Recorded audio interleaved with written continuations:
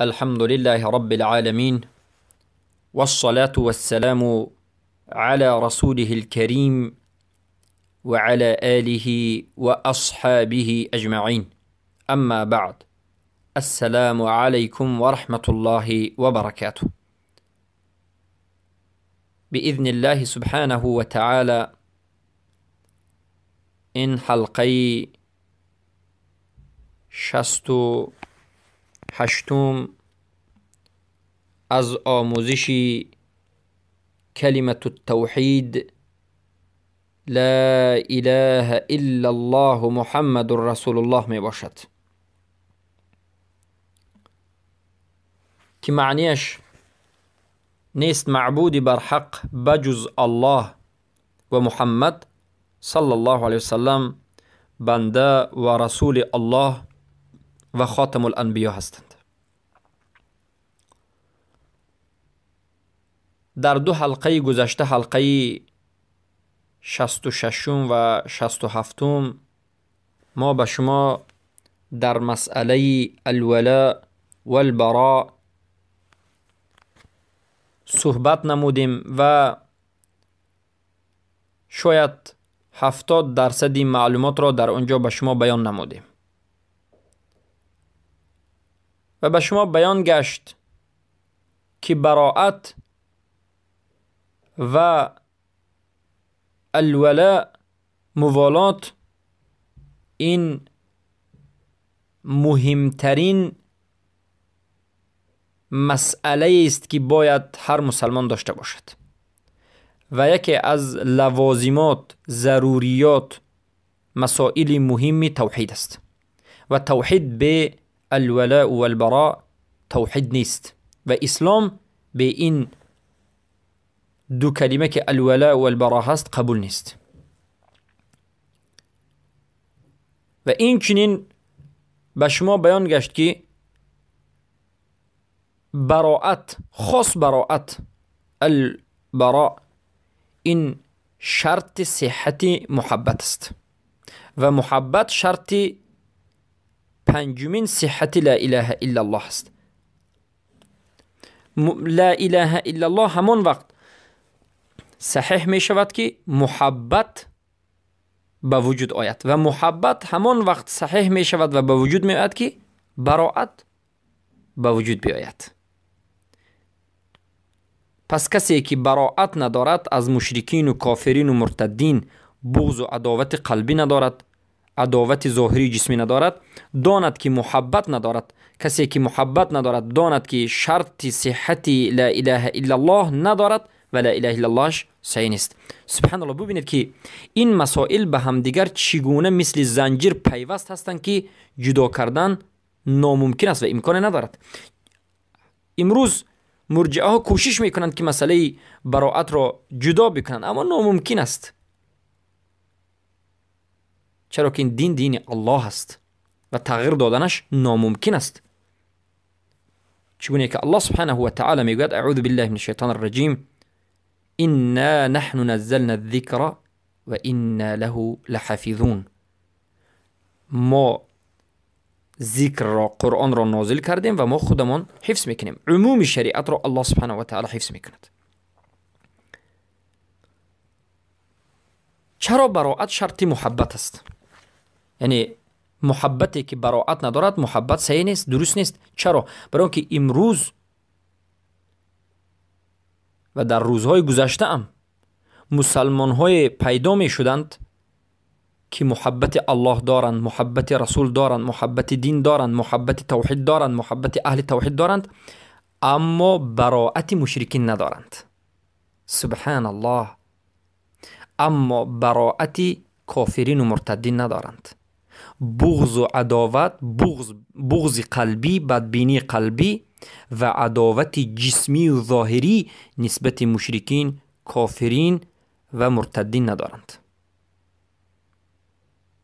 پس محبتی که در دین کردن قبول نیست، چرا که این محبت همه کرده اشون باطل است. محبت حقیقی همان محبت است که دین و الله و رسول و توحید و اهل توحید دوست داشته شود و دشمنان این این دین و دشمنان الله و رسولش و توحید و دشمنان اهل توحید باید دشمنی کرده شود، براءت کرده شود. این حقیقت محبت است. امروز زیادند کسانی که میگویند که ما الله را دوست داریم، دعوای محبت الله، محبت رسول، محبت دین، محبت قرآن، محبت توحید، محبت اهل توحید میکنند. موحدند از این جهت، اما از جهت دیگر بغض و عداوت، دشمنی درونی و ظاهری ندارند. پس اسلامشون درست نیست. چرا که دشمنی کردن، بغض و عداوت کردن با کافرها قلبا این اصل دین است. کسی که قلبا دشمنی ندارد نسبت کافرها، بغض و عداوت ندارد، کافر است.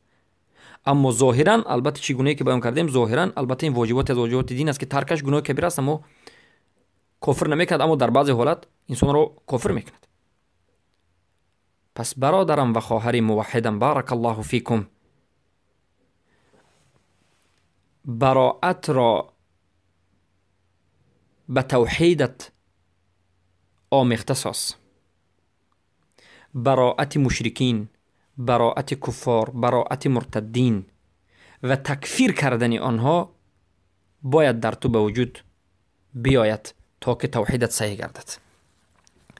پس در این حلقه بارک الله فیکم ما سخنان اهل علم را ذکر میکنیم که از علمای بزرگ اهل سنت و الجماعت هستند. ذکر می نماییم که اسلامی که براءت ندارد قبول نیست. هر اسلامی که براءت از مشرکین نداشته باشد و تکفیر آنها را نداشته باشد، این اسلام از انسان قبول نمی گردد، زیرا که این اسلام ناپره است. سبحان الله. شیخ مجدد الدین امام محمد بن عبد الوهاب رحمه الله میگویند: و انت یا من الله عليك بالاسلام وعرفت ان ما من اله الا الله. و تو ای آنی که الله به تو اسلامش را منت گذاشت، به تو اسلام را نصیب کرد و فهمیدی که البته هیچ معبودی نیست بجز الله و معبودی بر حق و یگانه الله است. این را فهمیدی. لا تظن انك اذا قلت هذا هو الحق وان تارك ما سواه، لكن لا اتعرض للمشركين ولا اقول فيهم شيئا، لا تظن ان ذلك يحصل لك به الدخول في الاسلام. گمان نکن که بعد از این که اسلام را فهمیدی کلمه حق را، لا اله الا الله را فهمیدی، گمان نکن که به همین کلمه حق، به فهمیدن همین کلمه حق و ترک کردن غیر الله، یعنی تمسک کردن به الله، تنها به همین من نجات میابم و خلاص میشوم و نسبت مشرکین هیچ تعرض ندارم، نسبت مشرکین ضدیت ندارم و در حق اونها سخنی نمی کنم. این چنین گمان نداشته باش، زیرا که اگر این چنین فکر داشته باشی، دان که میگویند با این عملت به اسلام داخل نشده ای و گمان نکن که این عمل تو را به اسلام درد. یعنی مقصد شیخ این است که ای مسلمانی که مسلمان شده ای، معنای لا اله الا الله را فهمیده ای، گمان نکن که اگر تو لا اله الا الله را فهمی، غیر الله را ترک کنی، فقط به الله چنگ زنی، اما به مشرکان کار نداشته باشی، در حق مشرکین، مرتدین، کافرین کار نکنی، براءت نکنی، سخنی نگویی، اونها را دشمنی نکنی، بغض و عداوت نداشته باشی، تو نجات میابی. این چنین گمان نکن.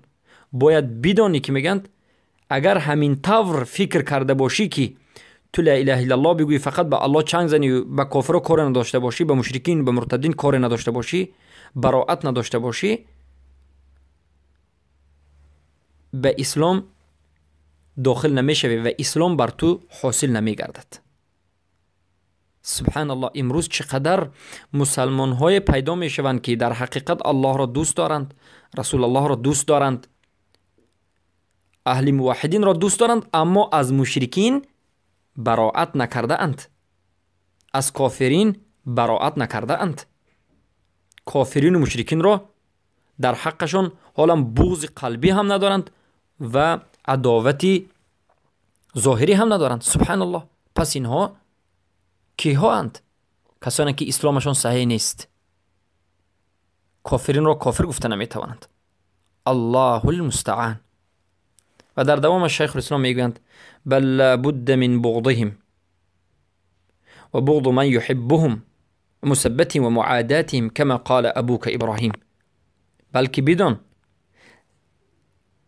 بغض کافران این یک چیزی ضروری هست، بلکه ضرور است که کافرها را بد ببینی، بغض نسبت آنها داشته باشی.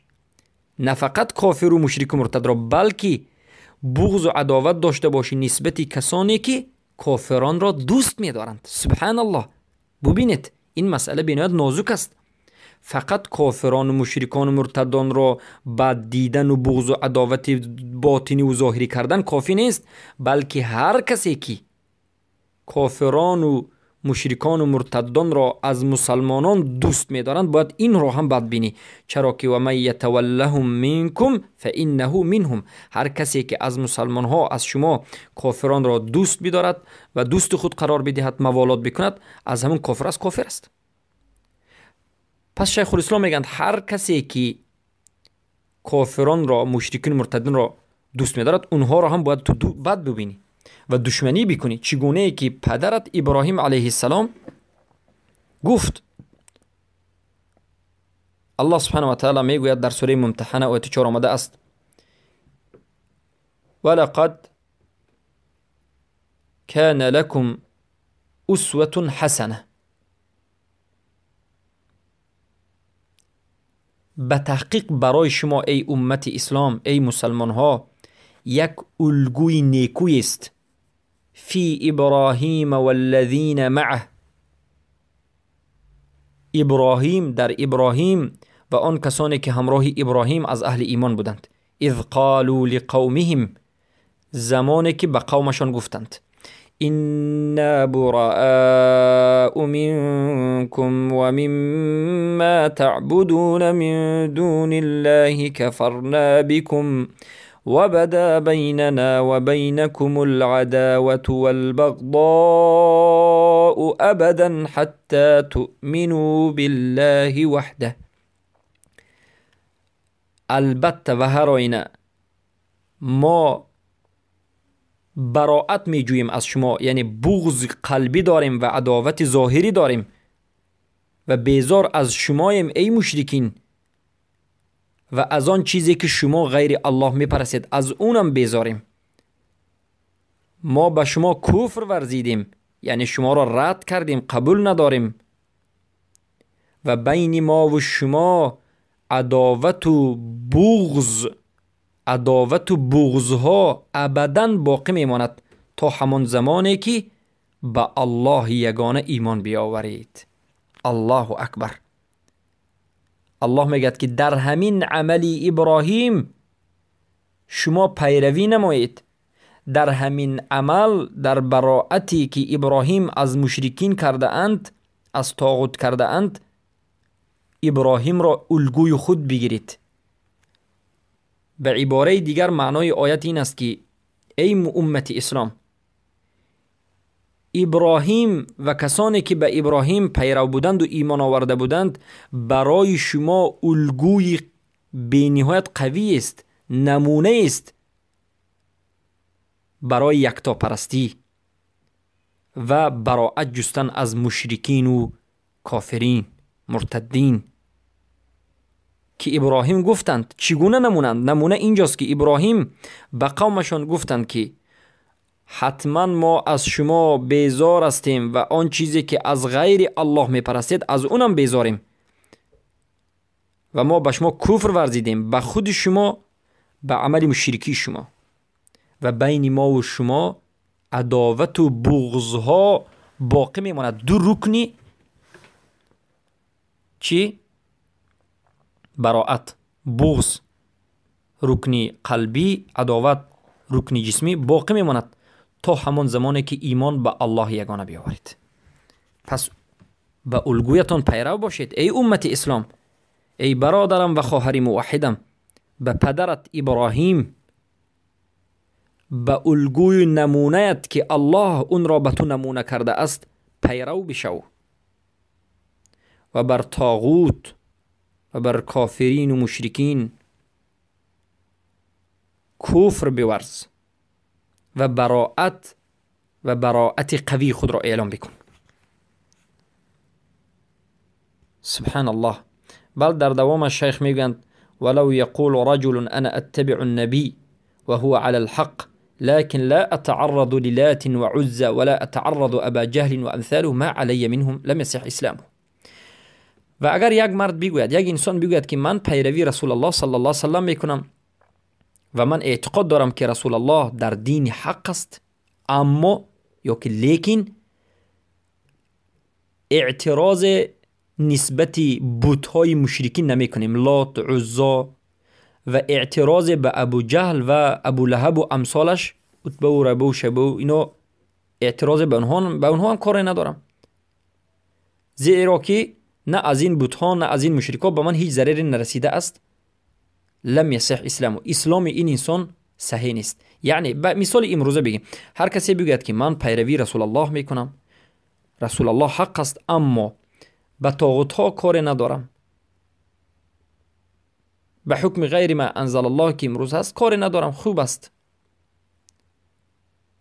و به این مشرکین، به این مزارهای شرکی، قبرها هیچ کاری ندارم، برای اون که از اینها به من هیچ ضرری نرسیده است، اسلامش صحیح نیست.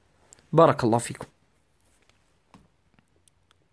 و این چنین محمد ابن عبدالوهاب رحمه الله میگویند و معنى الكفر بالطاغوت أن تتبرأ من كل ما يعتقد فيه غير الله سبحانه وتعالى وتشهد عليه بالكفر والضلال وتبغضه ولو كان أبوك أو أخوك.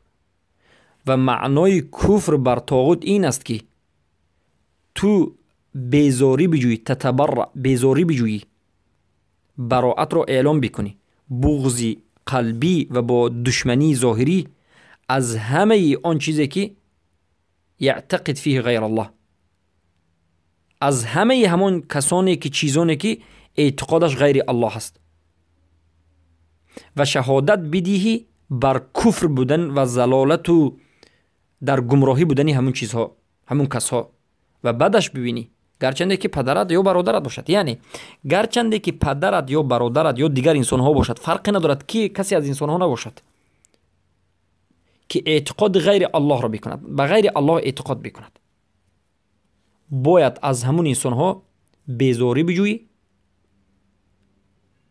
تبرع خود را، براءت خود را اعلام بکنی و شهادت بر کفر بودن اونها و در حالت گمراهی بودن اونها شهادت بدی و بغض و عداوت نسبت اونها داشته باشی. انمین معنای کفر بر طاغوت است.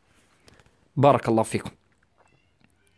و این چنین در مجموعه التوحید صفحه 19 ذکر شده است که شیخ میگویند فاذا فهمت هذا عرفت ان كثير من الذين يدعون الدين أو يدعون الدين لا يعرفون لا إله إلا الله، وإلا فما الذي حمل المسلمين على الصبر على ذلك والعذاب والأسر والضر والهجرة للحوش مع أنه أرحم الناس لو يجد لهم رخصة لأرخص لهم. يعني زمان تفهمدي معنای حقیقت لا اله الا الله را و براءت را، زمانی که براءت حقیقی را از مشرکین فهمیدی، بعد میفهمی که بسیاری از انسان ها امروز هستند که معنای لا اله الا الله را نمیدانند. شاید معروف شده اند به ملا، به دعوتگر، اما از معنای لا اله الا الله بیخبرند. یعنی وقتی که براءت را، حقیقتش را میفهمی، بعد به تو معنای لا اله الا الله آشکار میشد. یعنی وقتی که براءت را فهمیدی، بعد میدانی که بسیاری از انسان ها از لا اله الا الله بیخبرند. کسی که براءت را نداند، معنای یا مسئله الولاء والبراء را نداند، لا اله الا الله را ندانستد. در حقیقت امروز بسیاری از کسانی که لا اله الا الله میگند معنای لا اله الا الله را نمیدانند، نفهمیده اند، چرا که براءت ندارند. پس میگن اگر همین براءت نمی بود، رسول اکرم صلی الله علیه و سلم چرا صحابگانش را به این همه مصیبت و عذاب و مشقت و قتل و کشتار طاقت را دعوت کرد؟ یعنی صحابگان را رسول الله دعوت نمودند تا که همه طاقت بکنند، صبر بکنند و براءت را داشته باشند. یعنی اجازت نداد رسول اکرم صلی الله علیه و سلم، در یگان حالت اجازت ندادند که نسبت کافر مهربانی کرده شود یا کافر را کافر نگفته شود یا که از دین گشته شود، مگر هم در حالتهایی که البته معروف است اکراه شدید. و سخن بهترین شیخ محمد ابن عبدالوهاب باز این است که میگویند فالله الله یا اخوانی، الله الله ای برادران من، تمسکو به اصل دینکم، به اصل دینتان چنگ بزنید، و اوله و اسه و رأسه شهادت ان لا اله الا الله، و بدانید اول دین، اساس دین، رأس دین این شهادت دادن بر این که نیست معبودی بر حق بجز الله است. اساس دین، اول دین، آخر دین این شهادت لا اله الا الله است. و اعرفوا معناها و احبوها، معنای این کلمه بزرگ را بدانید و دوست بدارید این کلمه را. و احبو اهلها، و اهل این کلمه را دوست بدارید. اهل این کلمه کی هستند؟ کسانی که در حقیقت معناش را فهمیدند و عملا اجرا میکنند، نه همه کسی که با زبان میگن. امروز علمانی، لیبرالی، دموکراسی، مرتد و قبوری این کلمه را میگن، لیکن اهل این کلمه نیستن. اهل این کلمه، ما نگفتیم که گوینده این کلمه را دوست بدارید، نه، بلکه اهل این کلمه را دوست دارید. اهل این کلمه همون کسانی که بر حق این کلمه را معناش را فهمیدند و مقتضای این کلمه را به جا می آورند، رکن این کلمه را، کفر بر طاغوت، الولاء والبراء، النفی والاثبات، شروط هفتگانه این کلمه را به جا می آورند. این اهل کلمه هستند. وجعلوهم اخوانکم، اهل این کلمه را برادران خود قرار بدهید که امروز در حقیقت این عمل ضعیف است، در این عمل کمبودی داریم. ولو كانوا بعیدین منکم نسبا، گرچنده که از شما با نسب دور باشند، از نسب شما نباشند اما برادر شما اند.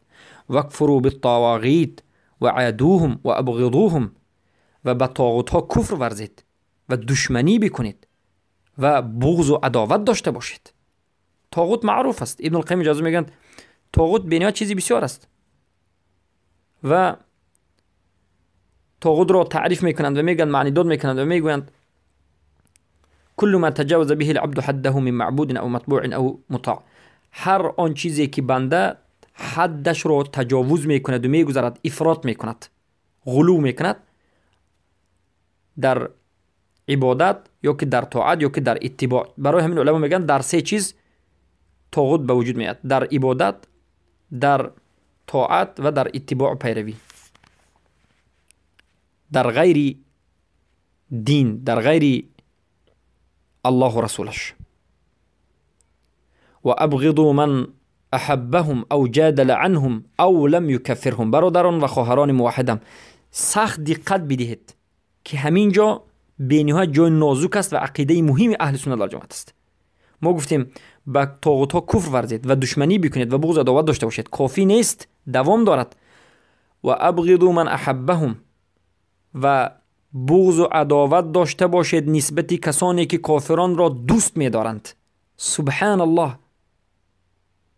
یا که از نام کافرها به شما مجادله می کنند و کافرها را حمایت می کنند، یا که کسانی که کافران و مرتدان را تکفیر نمی کنند. البته در مسئله اجتهادی اختلافی باقی ندارد، اما در مسئله یقینی 100% آشکار و ظاهر و واضحه که کافر است تکفیر نکرد، ببینید از اونها هم براءت بجید. او لم یکفرهم، بغض عداوت داشته باشد نسبت کسانی که کافر را کافر نمیشمارد. او قال ما علی منهم، یا بار قسم دیگر که بغض و عداوت داشته باشد نسبت کسانی که میگند کافرها به من هیچ ضرری نرسون، مشرکا به من ضرری نرسون، حتی من در بین اونها زندگی میکنم به من فایده رسون، برای من هیچ چیزی گفته نمیتونم، از اونها هم چی کنید؟ براءت بکنید. او قال ما کلفنی الله بهم، یا که کسی بگوید که الله از من این چیز را طلب نکرده است، کافر کردن کافران، بیزار جستن از اونها، بغض و عداوت کردن کافران و مشرکان و مرتدان، این چیزها را الله از من نخواسته است، تکلیف نکرده است. هر کسی که این سخن را میگه از همونم براءت بگید، همین رو هم بعد ببینید بغض و عداوت داشته باشید. زیرا که کسی که این سخن ها را میگوید فقد كذب هذا على الله وافترى اثما مبینا، زیرا که هر کسی که این عقیده ها را دارد، کافر را دوست دارد، از نام اونها مجادله میکند، کافرشون نمیگوید، میگوید که کافر به من ضرر نرسونند، یا که میگوید که الله به من امر نکرده است که کافر را دشمنی کنم یا که کافر بگویم، به این سخنش به الله دروغ گفته است و یک افتراء و بهتان، اسم گناه بزرگ آشکار را به جا آورده است. زیرا که فقد کلف الله كل مسلم ببغض الكفار، زیرا که الله سبحانه و تعالی هر یک مسلمان را تکلیف کرده است. کلف یعنی طلب نموده است و این امر شرعی هست و واجبات دینی هست که کافر را بد ببیند، به بد دیدن کافر، به بغض و عداوت کافر امر کرده است. و افترض علیه عداوتهم، و فرض کرده است دشمنی اونها را، و تکفیرهم و البراءة منهم، و تکفیر کردن کافران را و بیزاری جستن اونها را. پس تکفیر کردن هم این واجبات دین است، اصل دین نیست، البته واجبات دین است. ولو كانوا آباءهم او ابناءهم او اخوانهم، گرچنده که این کافرها پدر شما باشد، فرزندان شما باشد یا برادران شما باشد. این سوره مجادله آیت 22 است که الله میگه لا تجد قوما یؤمنون بالله والیوم الاخر یوادون من حاد الله ورسوله ولو كان آباؤهم او ابناؤهم او اخوانهم او عشيرتهم الله تمسكوا بذلك لعلكم تلقون ربكم لا تشركون به شيئا.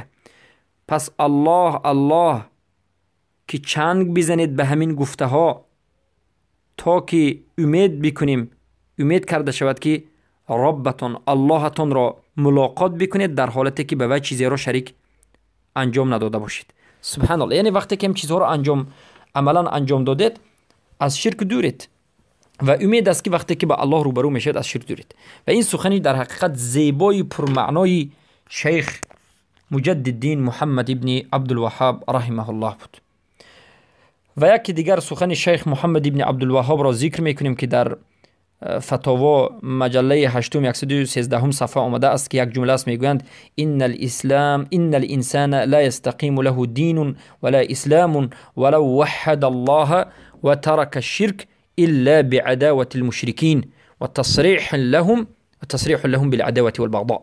یعنی البته دین انسان، اسلام انسان و توحید انسان مستقیم نمی شود، درست و صحیح نمی شود تا همان زمانی که، یعنی درست نمی شود میگن گرچنده که الله را یگانه شناسد، شرک را ترک کند. یعنی گرچنده که انسان موحد باشد، الله را یگانه شناسد، شرک را ترک کند، هم دین انسان مستقیم نمی شود، درست نمی شود تا همان زمانی که عداوت و دشمنی در حق مشرکین به وجود نآید و آشکار و صریح دشمنی و بغض در حق مشرکین داشته باشد. یعنی انسانی که میگه که من الله را یگانه میشناسم، موحدم و شرک را ترک کردم و همین برای من کافی است، البته گفتیم دینش صحیح نیست. چخیلی که شیخ محمد الله میگه البته انسان مستقیم نمیشود برایش دینش و نه اسلامش، گرچنده که الله را یگانه شمارد و شرک را ترک کند، مگرم همان زمانی که با عداوت مشرکین و آشکار کردن نسبت اونها عداوت و بغض را. پس خود شما قضاوت بکنید که ما چقدر از این مسائل دور ماندیم، چقدر مردم امت اسلام از این مسائل بیخبرند. بارک الله فیکم. البته با همین این حلقه را به پایان میرسونیم و باذن الله سبحانه و تعالی در حلقه آینده فرزندان و نبیرگان محمد ابن عبدالوهاب که همه اشان علمای دین بودن سخنهای اونها را در این مسئله